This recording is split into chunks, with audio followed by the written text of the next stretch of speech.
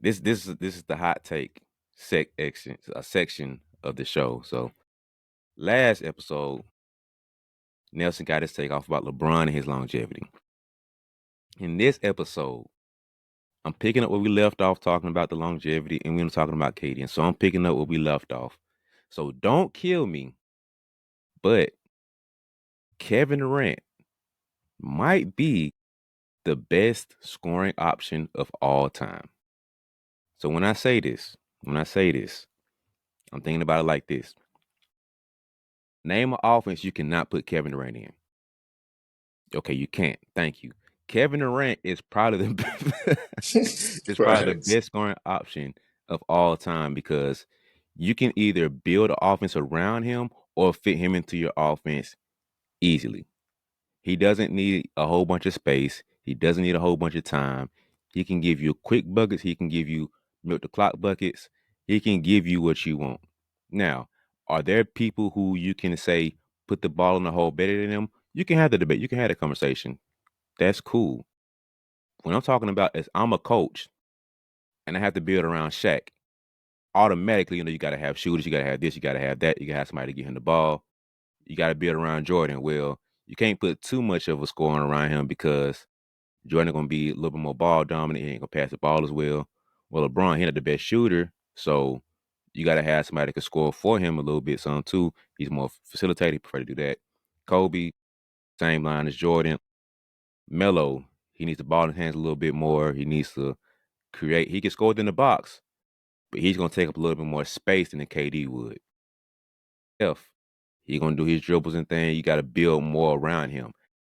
KD is the one guy I think throughout history that you can just say plug and play and he can figure it out. Like if I'm a coach and Kevin Durant's on my team, there's a real strong chance I'm like, I have no place for you, dude.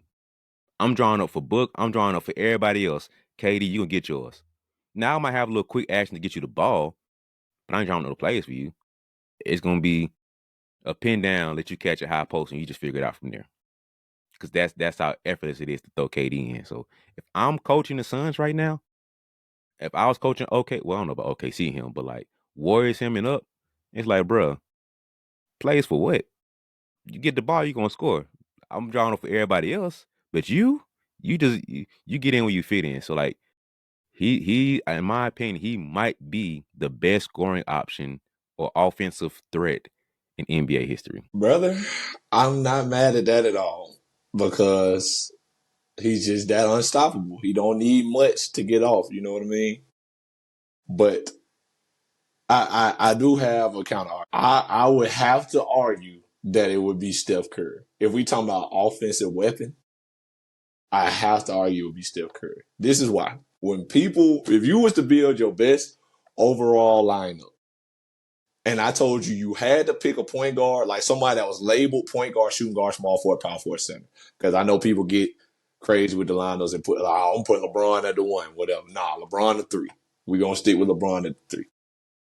And if we was to make a lineup that way and say you gotta get one of every position and not move them around, I think everybody would have to like no matter who you think the best point guard of all time is, whether it's Magic Johnson, Oscar Robertson, or Steph Curry. I think most people throwing Steph in there over Magic because there is no replacing the danger of Steph Curry on the court on offense. There is no replacing that. KD, obviously, it's all those great guys like that though that we would put in our overall best lineup possible. All those guys are dangerous, but no one person makes the offense play. I mean, the defense cater to him or plan for him more than a Steph Curry. Because wherever he at on the court, once he crossed that half court line, somebody better pick him up. And you can't say that for everybody or anybody. Yeah. Anybody. And I love KD, man. I genuinely believe KD is probably the best number one option. You could say that. But then you gonna have those guys like Mike and Kobe and stuff like that that have something to say about that. But I could definitely there's an argument for KD for sure. And like you said, KD can fit into any offense. That's 100% true as well. But if we talking about weapons for the offense, There's no replacing that Steph Curry danger. Like, brother, we all remember the Olympics. I hope we watch the Olympics. We all remember the Olympics when Steph had it going. Two people ran to contest Steph Curry on a tray ball, and Steph pulled up over two of them. One of those two people was Victor Wembanyama, the tallest player in the NBA right now. Two of them ran out to stop a Steph Curry tray ball. And who on the other side of the court wide open, you might ask? Because if it's two people on Steph, somebody got to be open if you know basketball. Who are the two other people on the other side of the court? Oh, none other than Kevin Durant and LeBron James on the other side of the court. And they standing there waiting. They ready. Mm-hmm. Pulled it over two people. Ash. Ain't replacing that dog. Yeah. There's no replacing that danger of Steph Curry on the court. But people taking Steph Curry over 5-time champion, 3-time MVP, something like that. I think it's four, Magic 3 or 4. over Magic Johnson, who was the consensus best point guard of all time. Now, people still to this day, a lot of people still think Magic is number one when you talk about best point guards all the time. Because he got 5 rings, Steph got 4, he got more MVPs, all that good stuff. There's definitely a case to be made for Magic to be number one. So it's a debate now for who the best point guard of all time is. Mm-hmm. But if I'm making a team, if I'm building a team to play, and I like what my boy Max Kellerman say, the aliens got this the beam pointed at the earth. I need Steph on my team, brother. If I can only pick one, because if I got Steph on my team, if number one, if I got Magic, that means I need scores, and that's fine. If I'm building a team, you could go get a score. But if I got Steph, it don't matter who else I got. I can get scores, I can get shooters, I can get defenders. As long as I got another person to play with Steph, everybody else ain't got to be great. Magic was great because don't get me wrong, Magic is great, but you got Kareem who gonna score, obviously. Magic ain't got to score all the points. Can Magic score? Of course. But Magic is a pass first guy. He don't have to score. It's better when he got somebody who can score for you. You could put Steph and Magic on the same team. Steph's so dangerous, he gonna get on because Magic gonna hit him when he open, but he can get his own at the same time. Steph can play with Bron because Bron gonna score, but he also gonna hit Steph when he open. Steph can play with KD because they both create space for everybody. It's so much space out here because both of us on the court can't guard everybody. He can play with Klay Thompson. Like you said, brother, I like KD for that option for sure. But when we talking about best offensive weapon of all time, it's that guy that got to get picked up at the half. That's my opinion. Yeah. So listen, that was the player who I contended with the most. Like that was the hardest pick. So when I first thought about it, I was like, yeah, it's KD, but I was like, yeah, he played with somebody who was like the number one option over him. So the reason why I settled on KD, or where like, I thought about saying top 5, like nah, he's strong in the top 5, top 3, who will be the third person? That's why I kind of wrestled with. So for sure, top 3, arguably top 2. The reason I say he's number 1 is number 1, you can't replace 7 foot. Can't do that That neither. that's the hardest part about it. That's what kind of like, okay, Steph 6'3", KD 7 foot. With Curry, he's limited to an extent of if his shot ain't falling, his game gonna suffer some. KD shot ain't falling post game. I can finish. I can get around. And I think he's probably, I don't think, he's a better facilitator. So now we're talking about just offense, creating offense. Now, I will say this about Steph. His assists come off of him being double teamed. So he might not get a statistically counted assist, but him being double teamed, throwing to Draymond, he get the hockey assist. If we track Swing hockey assists, swings. the swings and the hockey assists, that would be up there. Now he might get a triple double off of assists and hockey assists combined, but just off regular assists, he's not going to count for those because you can't account for him being double team, triple team off of the pin down screen he's coming off of, and then somebody else going to be open. If we started tracking off of, or we had to double off of Steph, and the man who left this other player got the ball now and he scored, Steph will probably be leader in those. Like I don't even know how to like. I don't know if words do justice of what I'm saying, but people know, like you hoopers know, like I leave, so it's I'm guarding Steph and you're on Steph's team. My teammate leaves you and we double team Steph, and you catch the ball now and you score because you had to double team Steph. Steph is getting a lot of those assists. For Those sure. are uncounted assists. So that's where the gravity that Steph has is that man is in a galaxy of his own in terms of just that, like the gravity he has of pulling defense to him. I give him credit for that. And that's why I would concede my hot take to being him. But that man's 7 foot though, and there's nothing he can't do on the offensive end. Absolutely. That's where it's like the juggling became of like, man, Steph or KD. I had to lean towards KD some because I don't see, like we talked about in the last episode, his fall off is going to be so like minute of going from 28, 26, 22. And it's going to be like really just be this man average still 20 for like the next 5 years. By the time he finally touch 15, it's gonna be like another 5 years for that. It was weird looking at that and saying those are the only two I could see being the ultimate offensive pieces. I know somebody will be like, "Oh, what about Jordan?" Come on, bro. It's a little bit more thought process behind building around Jordan. It's a little bit more. Same thing for For Kobe. sure. It's a little bit more work you have to do to build around them to make that work. You have to factor in like their mental toughness to be able to deal with that. Like it's a little bit more work you have to do. I'm talking about easy. You don't know anything about basketball type of fit.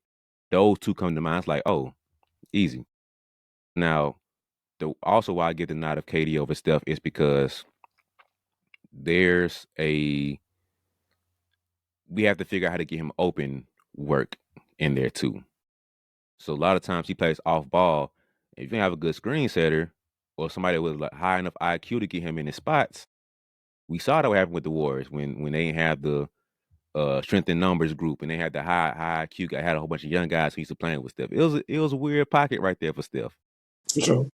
But KD, it don't matter. If you swap them two, KD still dropping 30, bro. Like I don't care. So that's where I give a slight edge over KD of like it's such an easier like I can be a bad coach and KD makes me look great. For You sure. can be a bad coach and Steph makes you look less bad. You look good still. Less Steve bad. Kerr, Steve Kerr is blessed to have Curry his whole career. Because there are times where Curry looked stupid and looked dumb, but like Curry dropping 30 for you, bro. You probably should have did this instead of that, or you probably shouldn't have made this move or whatever, and Curry saving you. Versus KD is KD. He's just KD, bro. That's all I can say. That's the slight edge I'm giving him over Steph is that you don't need anything. Like it's KD, drop him right there. You can throw anything else out there with him. He can still give you 25 to 30 points. You got to do a little bit more with Steph. It looks slightly more work with Steph, but KD's KD. Now you can obviously want to optimize for players and give him, you know, shooters to get us floor space. You want to give him somebody that can facilitate him, make it a little bit easier to get into his spots. But bro, you can be terrible with passes and get him his spot because he's 7 foot. It's a long wingspan. He can pull up over anybody, or I can hesitate you like he did Giannis a couple times and blow past you now. So that's the slight edge I'm giving him. It's like he's a cheat code. I know he's 7 foot, but I can't help the fact that man's 7 foot. But that plays into his offense and his game. So it's a slight edge. It's not like a it's not, it's like KD, Steph, everybody else. Like that's how drastic fall off is for me. Like it's that bad. Of like drop them on any basketball court, they'll figure it out. I don't have to do too much coaching. I don't have to do too much GMing. If we playing pickup basketball, those the first two picks, offensively speaking, of like build my offense around them too. I'm mad if I don't get one of them because now I have to play like a little bit more strategic GM and have some IQ now. You got to have IQ to build around Shaq, Hakeem, Jordan, Kobe, Hello, Kyrie. You got to have high IQ for them. I can be a dummy and look good when I got Steph and KD. So that's my point of like, bruh, they make your job to be easier. Like if it was football and the offensive coordinator, oh bruh, I'm what? NBA offensive coordinator, those two? Bro, you looking like a genius, bro. I can win rings off of that and I look like a genius.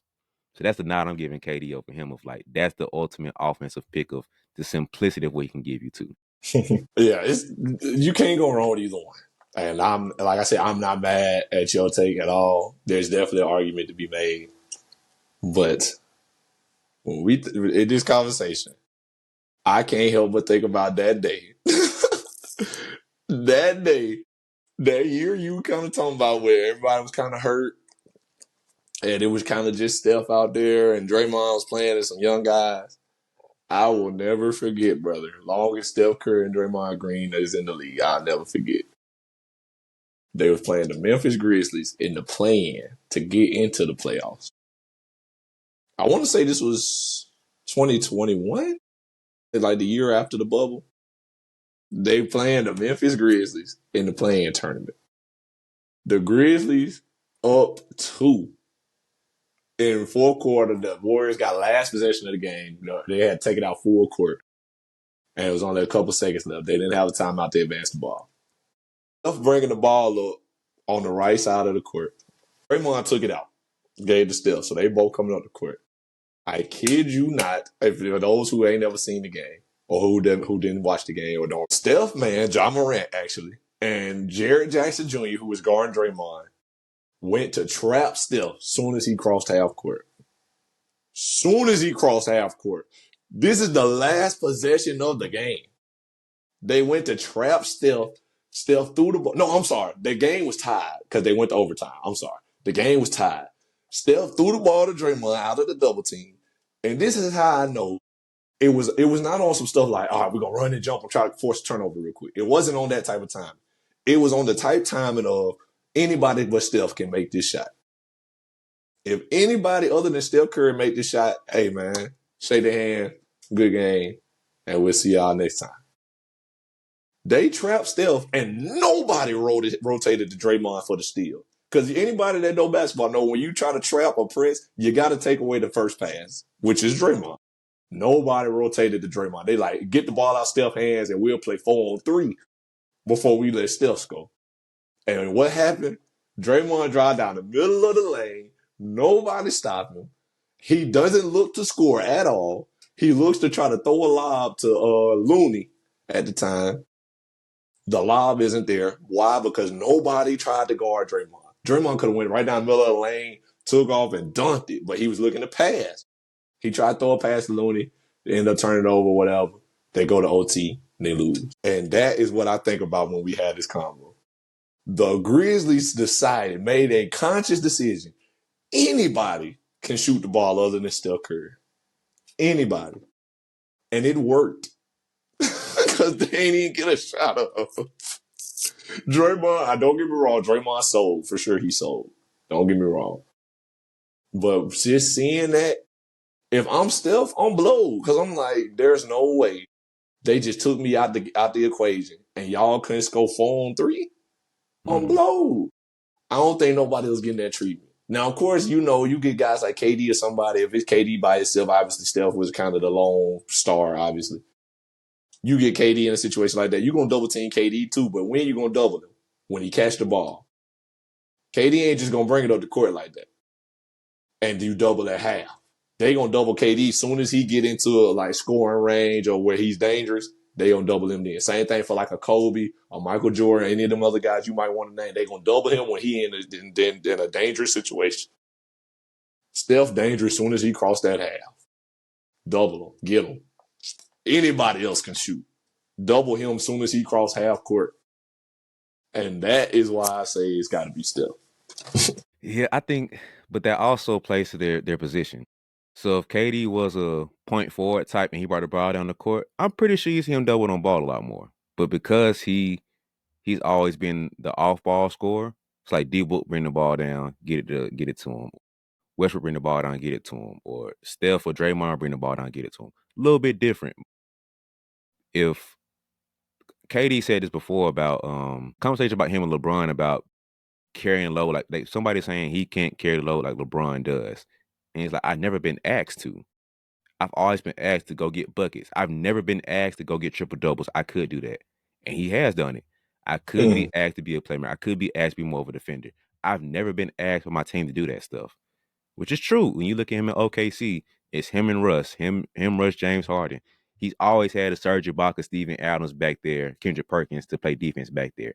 Then he transitioned to having Draymond Green and Jermaine O'Neal and Bogut and all those guys back there. Well, I'm lying. He went with them.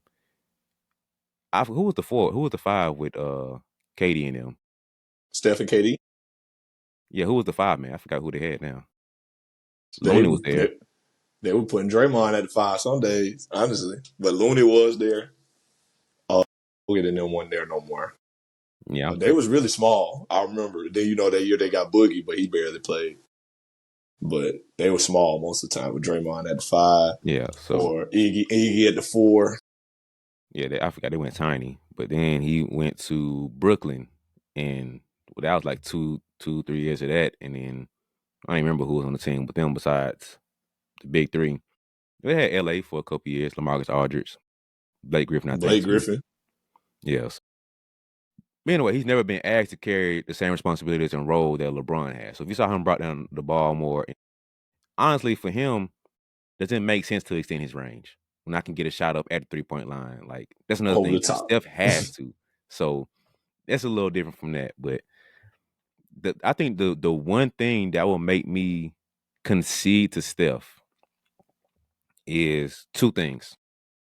We saw it multiple times. The example you brought up, the Olympics, of the top three players in the world are On the all in court. position to score, and one of them got double teamed. Mm-hmm. Matter of fact, not only did he get double teamed, I got double teamed off of the other two. Y'all left them to come double team me. That one instance was like, who's really him to get in the bucket? Who's who's really him? Hey, That brother, right that's there. it. Wait, who's really him out here? Because when I got the ball in my hand, you better send two. Yeah, yeah. So that right there made me look at him a little bit different. But then when you like, oh, this the Olympics. That's nothing. That's the Olympics. That's just one time. Which actually should give more credit to it. But fine, fine. I have real basketball talk with you here. Because they were teammates at some point. When they were double team, I've heard coaches say this, I heard people around the league say this a little bit. They would double team off of KD to go to Steph. There's film of this. Like you can go back and watch the Mm-hmm. games. They're leaving KD to go get Steph. That right, like the gravity he has is bar none that's number one. We talking about just the weight of where is this man on the floor. He's number one in NBA history. Like it's hands down him.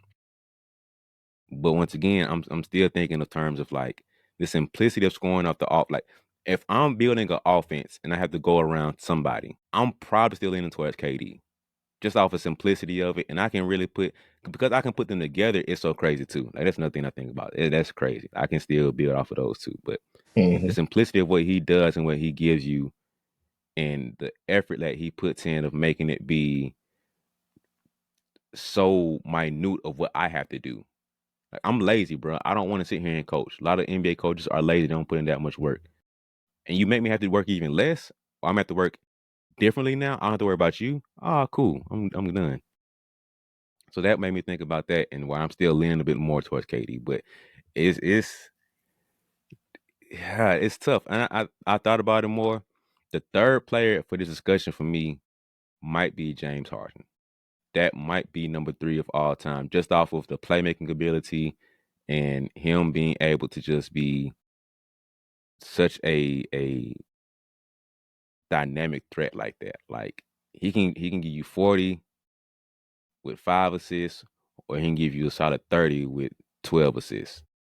For him to still, he's not James Harden getting buckets right now, but he's still facilitating and being an impactful player, high IQ and all that stuff. He can still give you 30 if he wanted to. That might be the third all time. That's where you get like the playmaking stuff to come in now. So I had to think about it more, but James Harden just came to mind as being the third. But it's still a drop off for me. Like it's Katie and Steph, James, and then it's a drop off there. So LeBron might be fourth all time, but that I ain't thought that deep into it. But um, that's a good argument, man. Like I still it's KD one, Steph like it's like 1 and 1A type of thing. I ain't gonna be mad about either one of them. James Yeah, Harden is for a sure. consolation prize at three. and then we figure out the rest after that. Yeah, for sure. Like if there was a draft and Steph and KD was the two best players, and you got the first pick, I got the second. I'm like, whoever you don't get, I'll take them. Easy. I'll take them. I'll take them.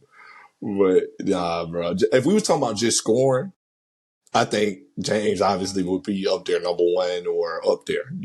James, KD, then Mike and Kobe, they up there when we just talking scoring. But if you're talking about best offensive threat, offensive weapon, I think like you said, I could take either one, but we may just have to agree to disagree, brother. Because I gotta take Steph in that regard. Because it's like I get Steph, I can put whoever else around, literally whoever else. Because we can figure it out offensive wise as long as we got Steph. Because he's going to create space for everybody else. Everybody else just got to be good. You got KD, obviously. KD's going to give you buckets. He's going to always give you that. But you can't just put any type of personnel around KD and be successful. Is he going to get buckets? Yes. You're never going to stop him from doing What? that. You don't think that's possible? Like, you just give KD anybody and they're going to be good? No. No. You got to So put personnel around. I think that's my point. Of KD's probably the easiest to build personnel around, And that's even true. to compete and win. That's my point. Of like, if I had a number one pick, if we scrapped every team's roster right now, I had the number one pick, you had the number two pick. Obviously, neither of us are losing. But like, if I had KD and you got Steph, who can do the most with the least in that situation? That's my point. I think KD is a little bit easier in terms of I don't have to worry about any off ball screens. I don't have to worry about trying to build around him. I think your job is easier in terms of the pressure your teammates feel or your team would feel, because I know Steph's gravity is going to make my job a little bit easier as a teammate if he is. Versus KD, I don't have to have the pressure of setting up for him now. Because even if he does get double teamed, I can still get him the ball. He can still score.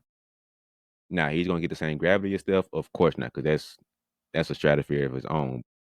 In terms of number one pick starting over, which player is the easiest build around job? And I think that's KD, because if once again we're excluding defense and we're excluding just scoring, we're talking about building an offense around these guys. Mm-hmm. KD makes the job a little bit easier because even playing the game of where do you put him, you can play 2 through 4 easy. So I can easily have a gigantic lineup of a SGA at the 1, KD at the 2, Ben Simmons 3, uh Serge Ibaka 4, Wembanyama 5 type of thing. Like I can put the most gigantic lineup possible of like straight 7-footers minus my point guard if possible. And I can go small ball, put KD at the 4. So that's where the dynamic comes in of like I can build and morph a crazy offense around him so much. We can go half court, we can go up and down, we can do whatever you want with KD, because that's the ultimate piece of like I don't have to worry too much about building around him. Steph, you got to put 1% more IQ around building around him because you need a big to kind of dump it down to. You need somebody to facilitate to kind of help the point guard ease of it out.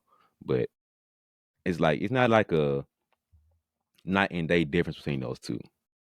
We really like cutting hairs at this point, but this Yeah. nerdy talk we love to have on the podcast is like, you know, Thanks. but it's a slight edge for me to give KD over Steph. It's a slight edge for me for Steph over KD. So, like I said, I guess we just have to agree to disagree. Can't go wrong with either one, though. But like you said, we splitting hairs. You can't go wrong with either one. I don't know. Building that offense, like I said, I just seen Steph play with Steph, Clay, KD. I just seen Steph, Clay, Draymond. I just seen Steph, no Clay, Draymond. I just seen Steph play with Draymond at the 5, Andre at the 4, Andre Iguodala at the 4. You know what I mean? Like you said, I just seen KD play with Steph, Clay, KD. I just seen KD play with Russ and Serge Ibaka, Kendrick Perkins. I just seen KD play with Kyrie, James Harden, KD. And now he got Book, Bill, KD. You know, they all work to a certain extent. So, like, that's why you really know you can't go wrong.